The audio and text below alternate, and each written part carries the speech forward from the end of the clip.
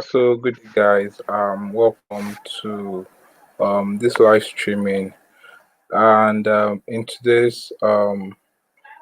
we'll be talking about technical writing and technical blogging, and Asaolu Elijah will be joining us today. So he'll be answering most of the questions about technical writing, technical blogging, if they are different, and how they relate to open source, and how you can actually earn through technical writing and technical blogging. So I'll be adding up Asaolu Elijah to the stream.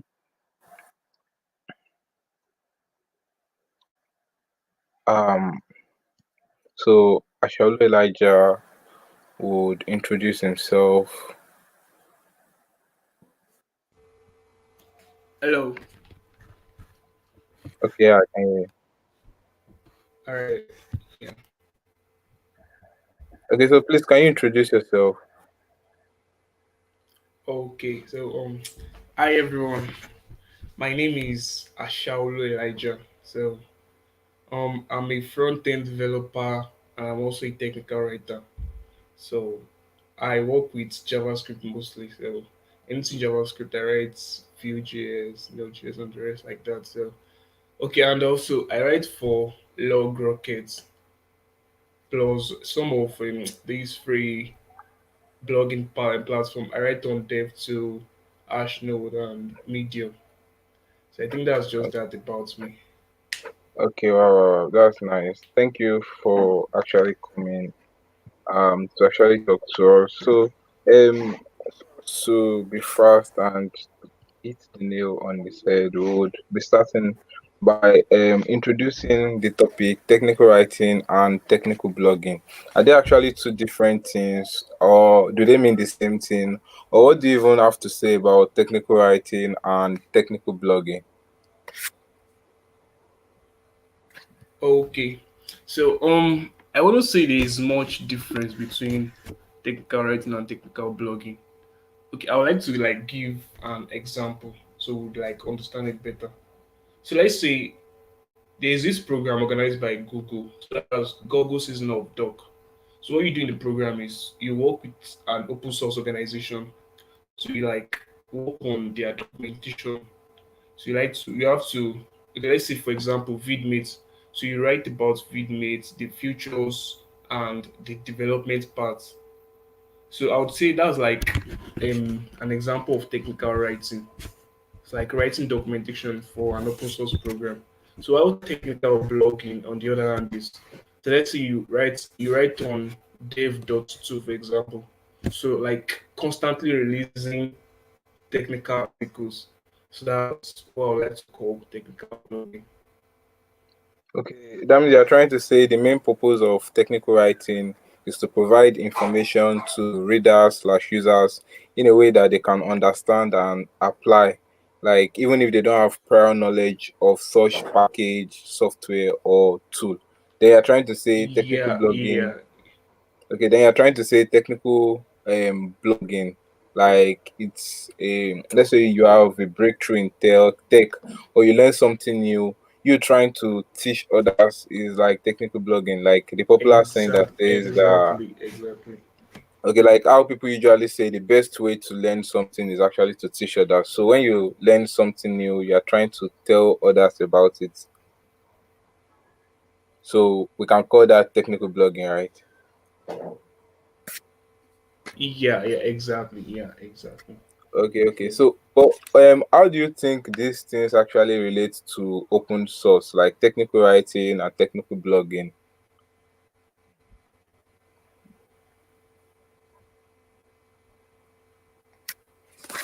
Like, did you get that? How do you think technical writing and technical blogging actually relates to open source? Like you mentioned earlier. Okay. Sorry, I have issue with my internet connection. Well, what I think is yeah, there's some relationship between technical writing and open source.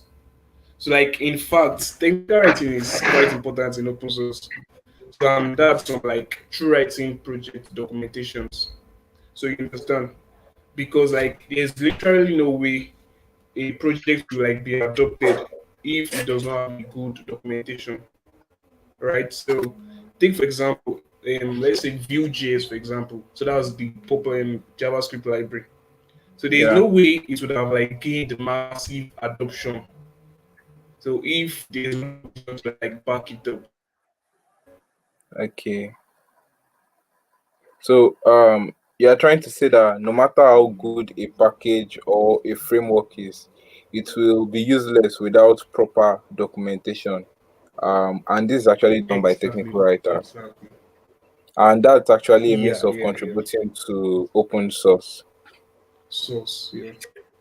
And technical blogging actually, I think, is actually a means of contributing to open source because you're actually giving back to the community, like the way the community The gave to you. community. Yeah, yeah, yeah. That's true. Exactly. Yeah. So I think That's that's even a a way means. of giving back to the community. Yeah, yeah. So I think both are actually trying driving towards the same thing, contributing to open source. Okay, so I think one other thing will be how do you think newbies, like total newbies, can actually get started with technical writing, technical blogging? Because I think this is a question most people actually ask. They're like, I don't have the skill, I don't like writing, I was not born a writer, and stuff like that. How do you think they can actually get started? Okay, okay. So, nobody was born a writer, right? So, one thing I would advise a newbie. So, if you want to like get started in writing technical articles generally, so one thing I would advise is you read technical articles. So, I don't know if you get that. So, emphasis on the read technical articles, like lots of them, and also Yeah. like project documentations. Understand? So read technical articles, read project documentations. So I think that would like help you learn faster. So you would like train while reading technical articles. So you'd see that this is how you put the title, subtitle, and different stuff like that. So that will help you like to learn even faster. Okay, and Okay. Yeah. also That. I had to jot some stuff down here. So yeah, so now you know how to write. So how do you like get started? So then the next thing is like to choose a topic. So like what you want to write about. So let's want to write an article introducing the audience to JavaScript, for example. So that's my topic. You choose your own topic. Then after choosing your topic, of course, so you research on the topic. You have to like have to grab some informations on the internet. So you Google some stuff out. You understand? Then after that, so the next step is to like start writing immediately. So just start writing. Don't worry, the ideas will come. Just start writing. So that's after you have your after you've done your research. So just start. Don't worry about if it will be perfect at first. Just start writing. So then the next thing is to get feedback.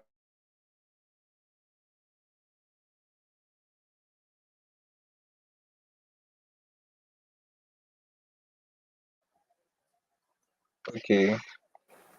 So I think those are actually steps to get started as a newbie because the thing is practice always makes perfect. So the more you write, the more you know how to write. And if you actually read, you see how Mr. A does his own, how he writes, and the more you read, it gives you inspiration on how to write. So I think Elijah, you're back.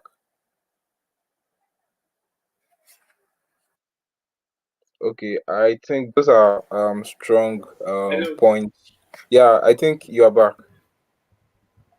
Okay, yes, yes, yes. Sorry, Yeah, the internet is slow somehow over here. I don't yeah. know So what's you wrong. stopped at getting feedback. So I think those are the basic things on how to get started writing as a newbie.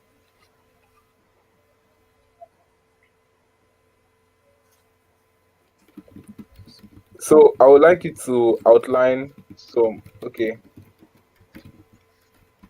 I would like you to outline some please outline some places where people can start writing as newbies?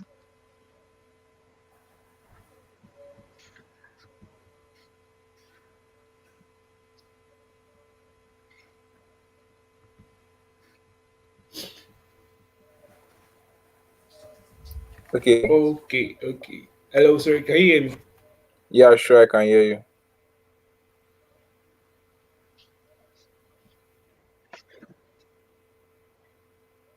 Okay, so communities where you can write. Sorry, just a minute. Okay. So we have lots of we have lots of them. So well, the one I prefer using. So I'll just like list them out. So the first one I like, my favorite is dev.to. So maybe I don't know. Later we'll have to like edit the video and add the link to the communities. So the first one is dev.to. So that's like my favorite writing platform. So okay, then we have Ashnode, we have Medium, we have Free Code Camp. So okay, one reason I prefer writing on dev.to is the supports Markdown. So you can like Google what Markdown is all about. So it's just like HTML, but like um less, it's easier to grasp. So that's why I prefer dev.to. And also the platform is like the community members, they are large. So you have a lot of people like having different opinion on your article and like supporting and all those stuff. So that's why I prefer it in dev.to. So then we have Ashnode too.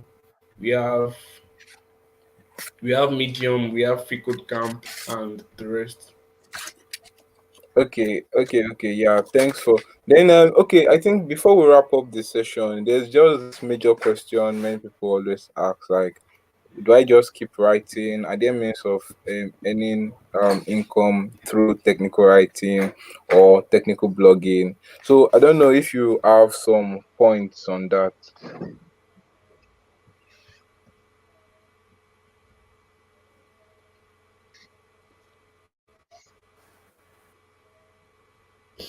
Okay, okay. So means of income now. So we have lots of them. So I even have like some people. I know some people that work full time as a technical writer. So they don't usually code and the rest like that. What they do is technical writing full time, and they are earning big, so they get their money. So one thing I would like to mention is one mean of income I would like to mention is Google season of dog. So throughout the Google season of doc, what you do is like, okay, I think I mentioned it earlier. So you choose an open source organization you want to work with. Let's say WordPress or VLC or any of them, for example. So you choose, I think, three that you want to work with. So if you get accepted, so you work with them for around 3 months. So writing, like improving or writing new documentation, you understand, on how to use that particular project. So then after the 3 months, depending on your country, so Nigeria, for example, now after the 3 months, they'll pay you a stipend of $8,000. I think for people in America and so I think they pay them around $6,000. So you could imagine, so that's a lot just for writing in 3 months. Okay, and also we have some platforms that like pay you to write. Okay. Yeah, maybe I'll share the link in the comment section later. So we have platforms that like pay you to write technical articles. So one I would like to mention is the one I work for. So I work for Log Rockets. I think Joel worked write for them. So I write for Log Rockets. Okay, we have Smashing Magazine too. We have site points, CSS trick, and the rest like that. But one thing I like to point out is you can't just go and say you want to write for these platforms. You need to like have experience, like formal experience. You need to like be a technical writer before. So they don't just like accept newbies like that. So you have to have your experience before they can have you to write for them. You understand? So Try like write continuously rather. So continue writing, write, then try to apply to these platforms. So Log Rocket, for example, they pay around $350 per article. So Smashing Magazine pay $200. I think also they pay $200 too, and the rest like that. So you could imagine if you are writing, let's say, 5 articles per month. So you can see that that's like you know what I'm talking about. So yeah, that's just it. Yeah, that's actually true. Those communities, they actually pay, and they pay well, and just for short articles, and you are earning lots of money. You can actually use that as a means of side income, or even depends on what you want. So I think with that, we have been able to outline many areas of technical writing, just little points that will actually help you get started. So most of the links will be dropped in the description. Yeah, I'll be attaching all the links in the description. If you go to the description section, you actually see links to all what he has actually mentioned, and actually articles that you can actually use to get. So that's all for this session. It was actually nice having Asaolu Elijah with us. Thank you very much, Elijah, for being today's stream section, and thanks to all those who will be listening, those who are listening now, and those who will be listening later. And we hope to actually bring up more contents like this as time goes on. So you can actually follow us on Twitter. Or you can ask us questions on Twitter. I'll be leaving the links in the description. So just do well to check the description of this video. So thank you guys for joining us. Joel Olawande.